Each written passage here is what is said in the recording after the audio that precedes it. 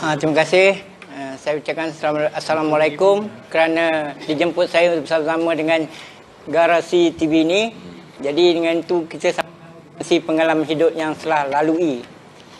Mula-mula dalam tahun 70 saya di Singapura selama 5 tahun. Tahun 75 saya datang ke Kuala Lumpur ni untuk mencari kerja. Tapi puas lah. Pertama saya interview TNB, tak dapat. Telekom begitu tak dapat. Akhirnya saya kecewa lah. Saya kerja kilang. Selama 21 tahun saya kerja kilang di FNN Coca-Cola. Sana saya terus hidup hingga saya berkeluarga di Kuala Lumpur ni. Mula saya belajar dengan kawan-kawan ni, duduk kaki lima, ikut dia mencari makan lah. Waktu tu bujang boleh lah, sikit-sikit tambah belum berkeluarga. Bila dah keluarga Kuala Lumpur ni, tahulah memerlukan wang yang banyak. Jadi saya cuba meniaga sikit-sikit lah. Apa yang boleh saya buat. Kita tak ada modal, jadi kita pelan-pelan lah sikit-sikit. Pada satu hari saya ada membeli sebuah beca buruk. Lebih kurang harganya 500. Tahun bila tu? Tahun saya dah lupa lah, 5 tahun lebih kurang lah. 80-an? Lebih kurang gitulah ya, 80-an. Lepas tu satu hari saya berjumpa dengan pegawai Baitul Mal. Ustaz, macam mana saya nak meniaga maju lagi macam ini, beca buruk, tak ada apa. Dia memohon, saya bagi tahu saya supaya mohon. Dan saya mohon, dari itu lebih kurang sebulan, dipanggil untuk saya dapat mohonan saya lulus untuk mendapat sebiji beca yang baru. Dengan harga yang 5,000. Macam sebuah teksi lah. Dari situlah saya memula perniagaan. Lepas tu saya ada beca, saya meniaga buah, air semua. Tapi musim panas, walaupun macam mana, orang tak semestinya minum air. Jadi kadang-kadang laku, kadang-kadang tak laku, kadang-kadang buang gitulah. Begitu juga buah musim hujan, setengah hari je boleh, petang dah tak boleh dah. Itulah. Tapi dengan tekun dan sabar, saya usaha macam mana cari lain. Pada satu hari dapatlah saya orang tawarkan untuk meniaga pau. Sekarang ni saya akan pau. Pau tu adalah saya ambil daripada kilang, iaitu perusahaan Melayu, iaitu Ain Trade. Ain Trade. Ain Trade. Jadi saya menggunakan nama Wak Pau ni sebab saya dikenal di kawan-kawan popular dekat kawasan saya. Jadi memudahkan saya. Tapi sebenarnya bukan Pau ni bukan saya buat, saya ambil daripada kilang. Ain Production, kata dia di Kelang je. Rawang. Di Rawang. Jadi Wak Rojan meniaga di berdekatan dengan Ong Takim. Siapa yang berada di Gombak anda akan tahu. Boleh buat spesifikkan tak tempat? Biasa saya ada LRT Zaman Melati dan Jalan Madrasah, M3 Mall dan Ong Takim. Seterusnya Maybank Gombak lah. Di kawasan itu. Dan satu lagi di kawasan klinik kesihatan Gombak. Saya memang ada ke sana hari-hari. Pusing, bergerak. Saya sentiasa duduk sana je. Oh, okey, antara 5 tempat. Tempat mana yang biasa lebih lah. Macam tengok tempat orang kurang saya lagi. Tempat biasa pindah-pindah. Pukul berapa selalu? Saya keluar pukul 10. Biasa macam tu lah. Sampai pukul 1. Sampai waktu zuhur saya balik rehat. Lepas tu sampai asar saya baru keluar balik. Okey. Tadi kita cerita lama dengan saya panggil Kang lah. Sebab jarak umur 10 tahun je. 10 tahun lebih. Tadi Kang cerita tentang banyak benda yang kita lakukan. Kadang-kadang perniagaan bukan satu benda yang statik, mesti berkembang. Saya dengar daripada meniaga buah pergi kepada, sebelum meniaga pau ni, Kang juga pernah berniaga minyak wangi, pernah berniaga wallet pun. Tapi perubahan demi perubahan waktu berlaku, dia juga menyesuaikan diri dia dengan pelbagai jenis perniagaan. Selalunya orang mudah putus asa bila mereka gagal dalam satu perniagaan. Tapi Kang dah cuba banyak benda, tentu Kang ada nasihat untuk orang yang nak berniaga. Bila masa nak putus asa dan bila masa nak terus mencoba? Biasanya orang putus asa ni bukan apa, malas. Dia malas nak survey. Kita kena survey tempat-tempat tu. Macam mana orang berniaga, untuk apa, laku tak laku. Lagi satu cakap, biasa kalau berniaga, kita direct to the customer dan waiting for the customer itu adalah perbezaan yang lain. Kita direct to the customer, mana kita direct, kita merayau cari customer. Tapi kalau waiting for the customer, kita duduk sana, tidur lah kita. Okey. Satu term baru bagi mereka yang meniaga dalam konsep penjaja. Sebab tu kita dengar tadi 5 lokasi wak bergerak daripada Ontakin, Jalan Madrasah, Klinik Kesihatan, Taman Melati, MRT Taman Melati. Satu lagi saya tak dapat tangkap tadi apa? Maybank. Ada sebab tu saya tadi dengar kenapa 5 tempat, macam mana klien nak tahu di mana kita berada. Saya dapat jawapan bahawa tidak ada perniagaan yang jenis menggunakan kita panggil motosikal roda 3 dalam konsep menanti customer. Berarti kita boleh tahu by sense bila kita nak bergerak. Macam mana buat pergerakan? Biasa kalau satu tempat tu kita duduk dalam setengah jam, 2-3 customer je. Bermakna tempat tu bukan lobok kita nak cari makan. Kita kena pindah tempat lain. Dia kalau tempat yang betul-betul, kita duduk 5 minit je orang dah serbu beli. Itu pengalaman awak berniaga. Kita tahulah. Macam kita jala ikan jugalah. Kalau kita duduk situ sekejap je orang ramai beli, itu mana kita kena tempat tu. Lubuk tu okey. Awak cerita dengan saya juga, salah satu benda yang menjadi trend sekarang adalah orang datang beli tapi tak ambil pau, tapi diminta disedekahkan. Dia kata dia ada banyak pengalaman kerana orang yang menerima rahmat daripada Tuhan datang nak beli dan kata wak sedekahkan, beli dan sedekah. Bawa cerita sikit, saya pun baru kali ni mendengar banyak biasa orang datang jemaah biasa kat masjid, dia datang, pakcik ini duit 100 saya impak untuk orang jemaah ni datang kan, kalau dia orang nak beli kasih free je lah, saya dah bayar ni. Begitulah seterusnya orang teksi datang, kadang-kadang dia orang tinggal duit gitu aja RM20 ni, bagilah dia orang makan. Macam itulah. Jadi saya rasa seorang peniaga, bila saya kasih sebiji, rezeki sampai daripada tingkat-tingkat saya tak terbalas rasanya. Tuhan balas. Itu saya. Jangan jemu. Jangan rasa putus asa. Mana ada kita, di situlah ada duit. Kat mana ada duit. Cuma kita tak tahu, tak nampak. Duit tu nampak, tapi nak kena usaha lah. Bagi mereka yang berniaga, ambil ini semangat orang maraton. Jadi saya teringat filem-filem mengenai maraton. Selalu maraton akan dikaitkan dengan bagaimana orang menguatkan mental dia untuk menyelesaikan lari maraton kerana fokus dan matlamat. Mungkin awak boleh cerita sebab awak juga adalah pelari maraton, Kang juga adalah pelari maraton. Kadang-kadang orang cakap saya gila tengah-tengah malam lari seorang. Tapi itulah dia, berlatih ni nak kena seorang. Kalau tidak, tak jadi. Kalau berkawan, penatlah kita tak boleh. Kalau kita seorang, okey. 45 minit direct, jangan berhenti. Itu latihan. Kuat diri. Mesti kuat. Yakin. Yes, kalau beramai-ramai, kayu basikal 1 km, nasi lemaknya 4 pinggan. Kayu basikal kayu basikal 2 km, nasi gorengnya 2 pinggan. Okey, ini prinsip dia awak. Berarti kalau kita nak melakukan sesuatu, benda yang memerlukan ketabahan, ramai-ramai selalunya kita akan berjangkit dengan orang yang tak tabah. Okay, ambil tips. Saya sedang menunggu soalan daripada mereka, anak-anak Johor. Sila pastikan ini kita ada anak rantau daripada Batu Pahat Johor di studio Garasi. Kami buat panjang, nanti saya akan tanya lagi mengenai, tadi kita dah dapat tip tentang jangan menanti rezeki, jangan menanti customer datang, tapi kita pergi mencari customer. Yang kedua adalah tadi saya tanya itu tentang ketabahan ni, saya suka buat dengan awak adalah kerana confidence yang tinggi. Sebab kalau dia cerita dekat saya bagaimana dia berubah mobilisasi perniagaan daripada masa ke semasa, dia tak menyalahkan sesiapa kerana waktu berubah. Dia pernah jual beg kulit, pernah jual Ray-Ban, tapi bila downtown datang dia kata kena terima itu hakikat orang membeli dengan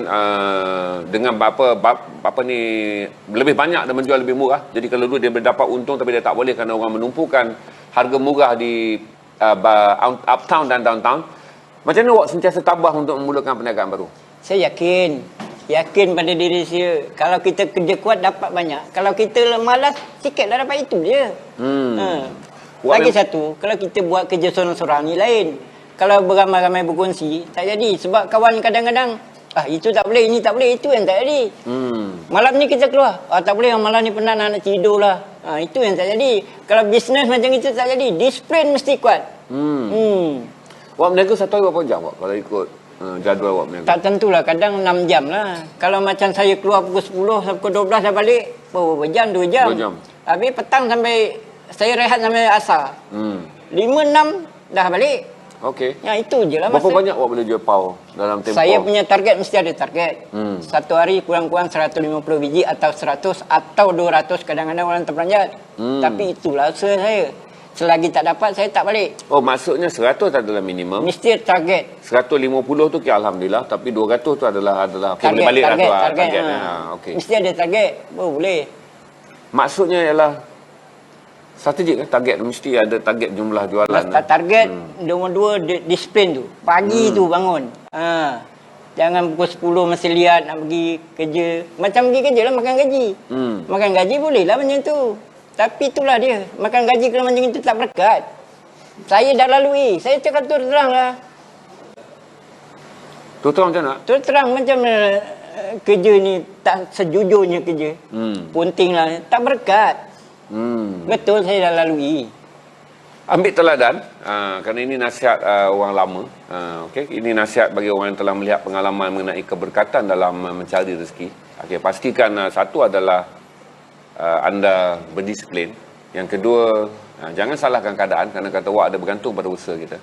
Apa perkara paling pahit yang awak pernah lalu selama lebih 20 tahun berniaga di kaki lima?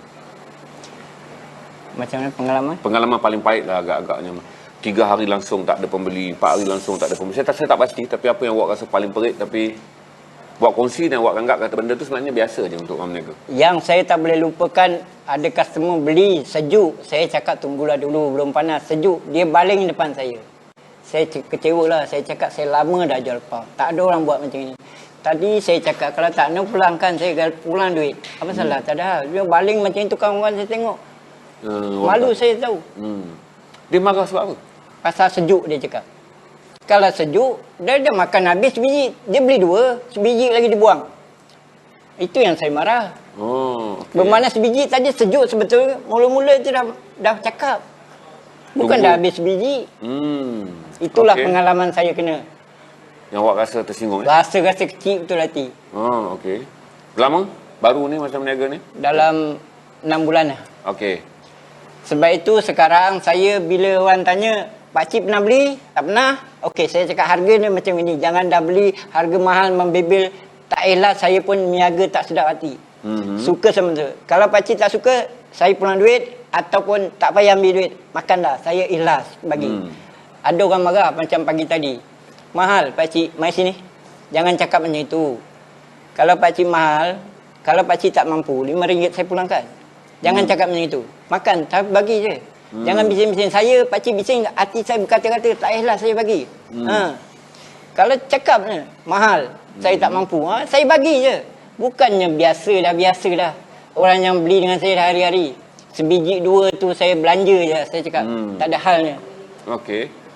Itu antara yang perit dilalui apabila orang anggap macam kita berniaga untuk perdayakan orang. Pada dia kalau itu adalah rate harga pau. Pakcik ceritakan saya tadi, rate harga pau ni memang begini. Dia jual RM2.5 satu untuk memudahkan capaian RM2, RM5 dan RM4, RM10.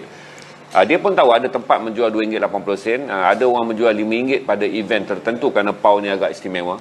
Tapi setiap orang ada cara mereka berniaga, menentukan harga, melihat lokasi, melihat keadaan. Jadi dia pilih RM2.50 kerana mudah untuk disebut RM2, RM5 dan RM4, RM10.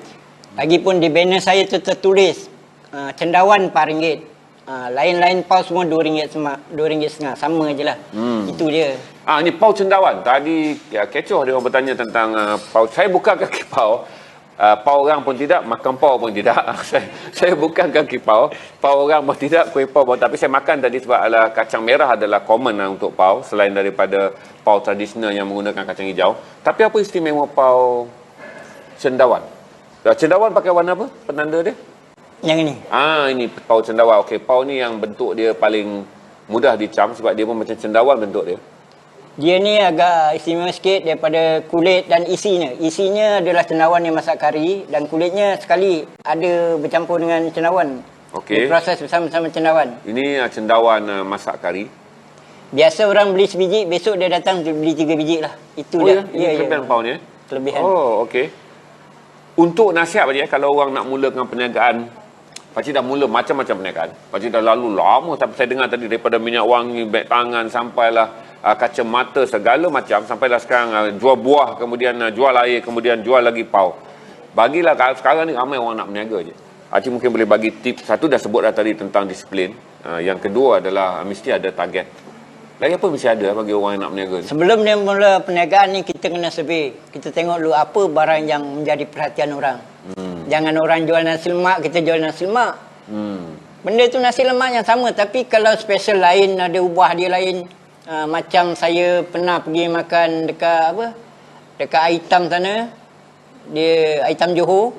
Dia ada jual nasi lemak kukus. Tapi dia kukus dekat Buloh tau. Bukan biasa kukus. Itu lain daripada. Macam tu tak apa. Yang lain daripada lain. Jangan sama. Jadi sama tak ada.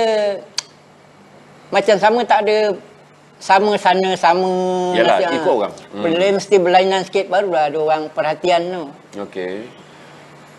Ceritalah tentang aktiviti maraton. Saya terkejut kerana saya tak memiliki gaya hidup sihat. Walaupun bolehlah kawal makan. Macam mana Pak? Pak Rojan boleh mula maraton dan masih berlari merentas Jambatan Pulau Pinang pada usia 45 tahun di bawah kategori veteran dan masih lagi...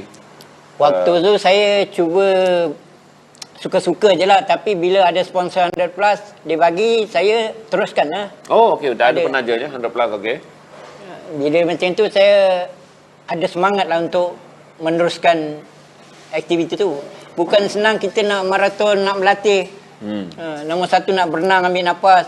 Kesihatan nak jaga, semua cukup lah. Maraton berenang ambil nafas? Ambil nafas. Oh, bukan berlari. Stamina tu baik.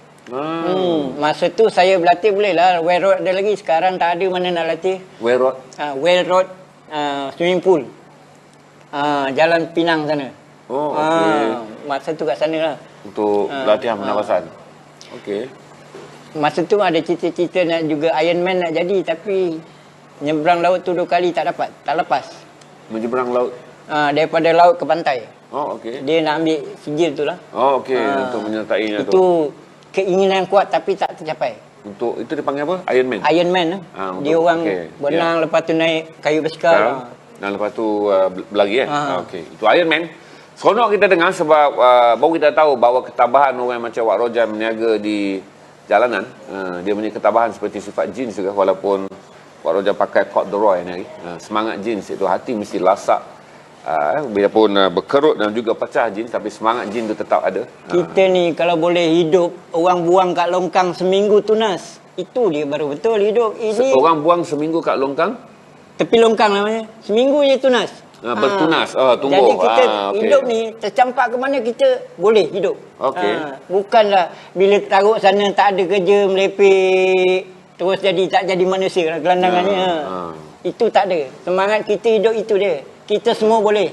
Kata orang always get ready before anything happen. Dengar? Berarti saya hari ni belajar banyak betul daripada Wak Rojan tentang semangat berniaga.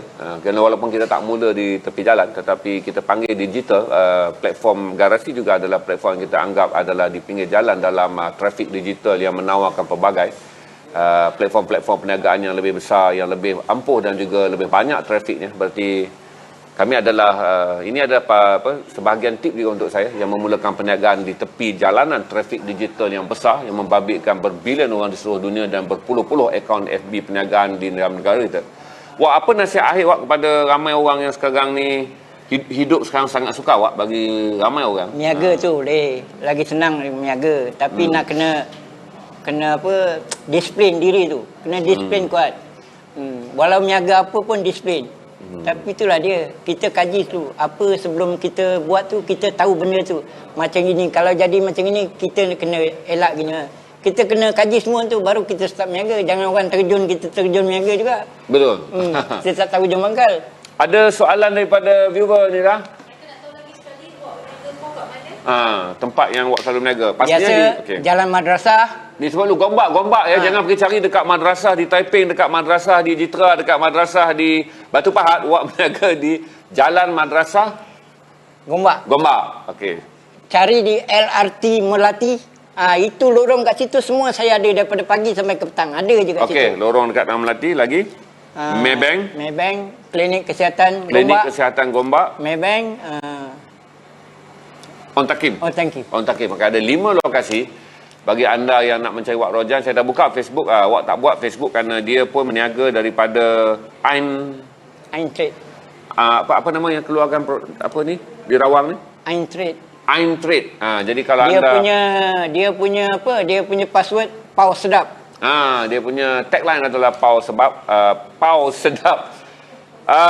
Kami beli banyak sebab dia sejuk beku dan sesuai untuk PKP ni, kita stokkan banyak-banyak je. Kita dah ambil 2 kotak besar untuk membolehkan, sebab dia senang steam je, lepas tu masak. Jadi Phone nama Wak bagi mereka yang nak order nak apa. Dan untuk bagi tahu bahawa Wak juga ambil daripada Ain Trade dalam bentuk sejuk beku. Anda boleh order saja kalau anda ingin. Alamatnya ada dekat packing tu. Ada alamat dia semua bagi mereka nak mula perniagaan apa semua. Biasanya datang daripada Damansara, Jalan Ipoh, Ulu Kelang semua datang cari lah. Okay, mana memang kaki pau ni. Dia orang biasa dah makannya. Ini kaki pau dalam istilah kaki makan pau, okey. Bukan kaki pemerasan pau. Ini pernah terjadi satu hari. Bini dia teringin makan pau. Dia orang semaju dia duduk. Dia sampai pukul 12 malam dia baru dapat jumpa saya. Dia cakap saya satu hari bini saya nak makan pau ni. Dapat pukul 12 malam. Allah Akbar. Tapi saya, nombor telefon saya sentiasa ada dekat banner saya.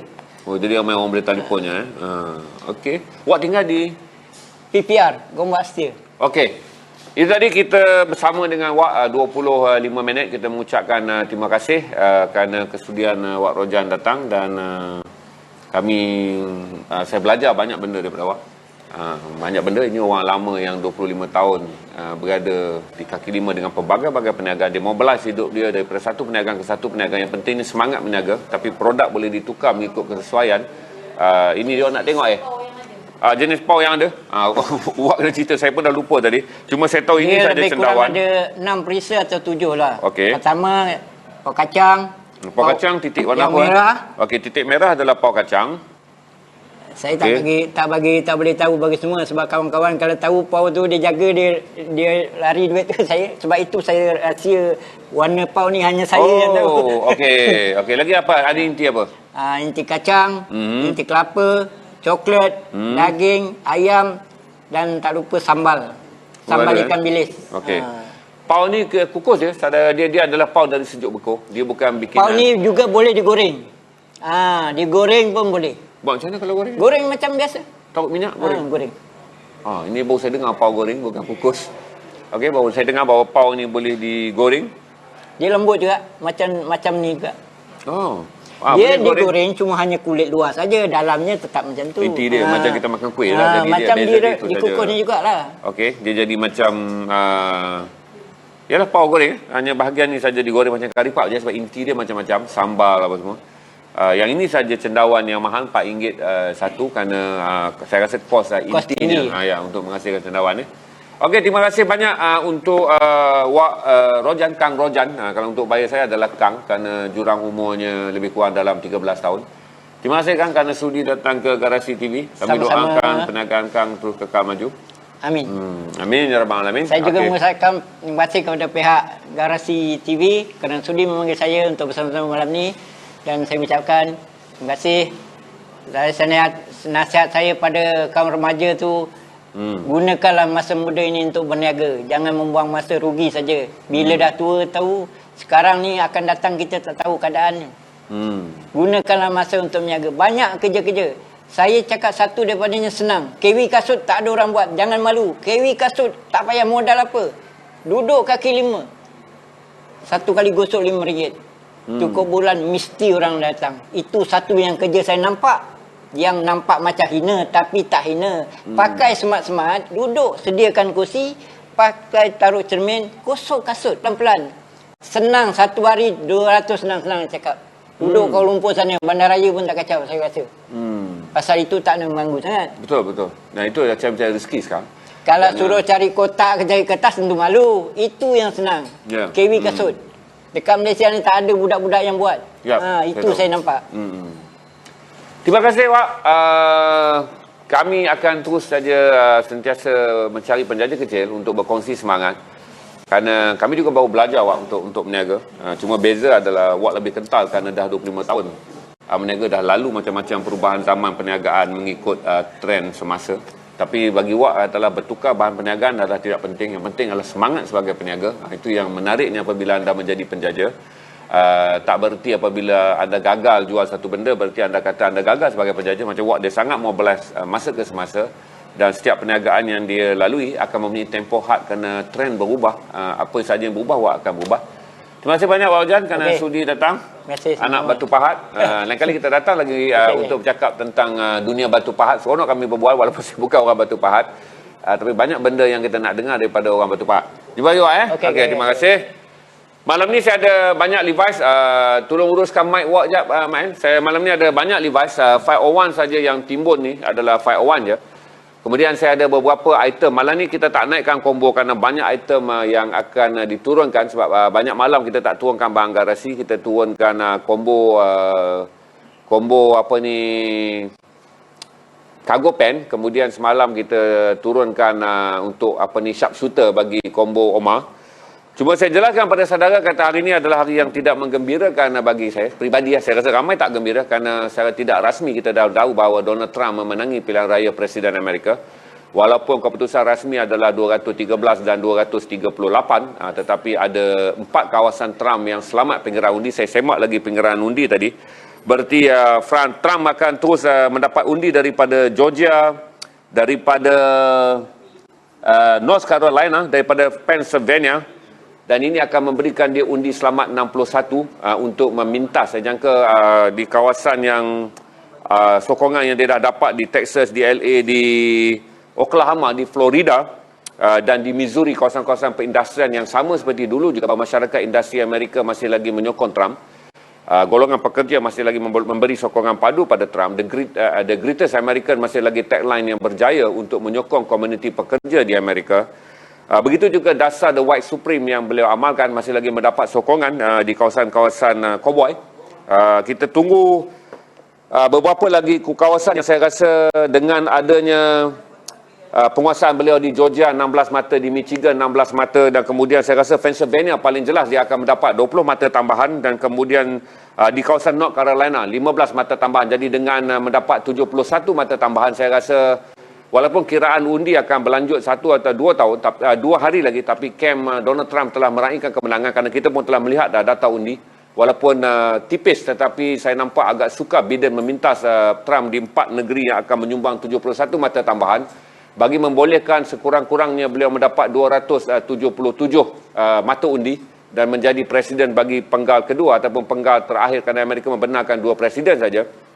Walaupun undi popular dia berada hanya 62 juta undi, manakala Biden memperolehi 65 juta undi, sama saja seperti rekod ketika beliau mengalahkan Hillary Clinton, dia mendapat hanya 72 juta undi berbanding Hillary 75 juta undi. Tapi Amerika sejak 1824 mengamalkan dasar undi elektoral, berarti bukan per undi, di mana satu undi rakyat untuk satu orang presiden, tetapi setiap undi akan datang kepada undi negeri-negeri yang besar seperti Texas, paling besar adalah California, mempunyai 55 mata undi. Bayangkanlah kalau menang di California 55 mata undi, tapi kalau anda menang di Nevada, anda menang di Alaska, anda menang di Baltimore, mata undinya untuk anda hanyalah 3. Berarti ini sistem Amerika.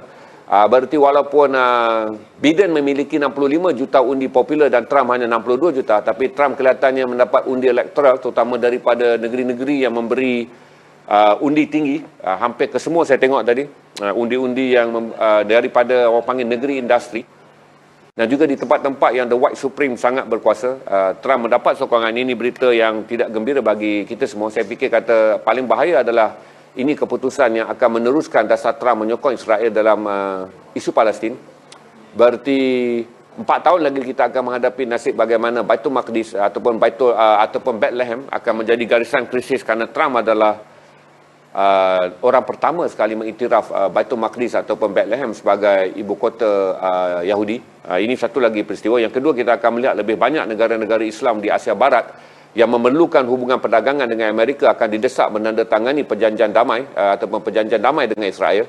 Kerana kita tahu selepas UAE menandatanganinya, 5 lagi negara dijangka akan menyusul, termasuk Saudi, Bahrain, dan Oman.